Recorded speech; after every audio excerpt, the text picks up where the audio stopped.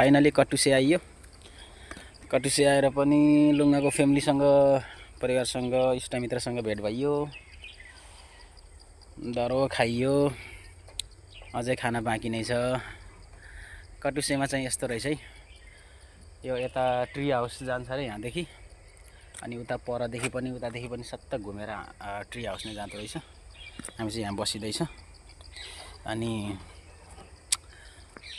रमाइलो लाग्यो। जोस जङ्गलको बिचमा शान्त वातावरण मजाले फ्यामिली आएर पनि बस्न घुम्न मिल्ने खालको राम्रो रहेछ। तपाईहरु पनि आउनुहुन्छ भने आउनुस्, आएर यसो इन्जोय गर्न सक्नुहुन्छ।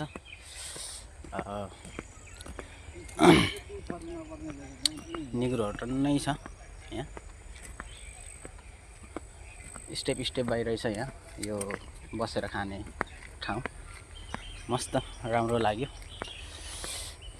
फाइनली हाम्रो दुई भाइको भेट चाहिँ यति नै होला। अब उहाँ चाहिँ अब जानुहुन्छ। कति दिन छ अरे? 20 दिन होइन त? 20 दिनपछि उहाँ जानुहुन्छ। त्यसपछि हाम्रो भेट चाहिँ यही अन्तिम होला। त्यही भएर म आएको थिएँ, तर अन्तिम चाहिँ भन्न मिल्दैन। अब चाहिँ अझै पनि फेरि भेट हुन्छ।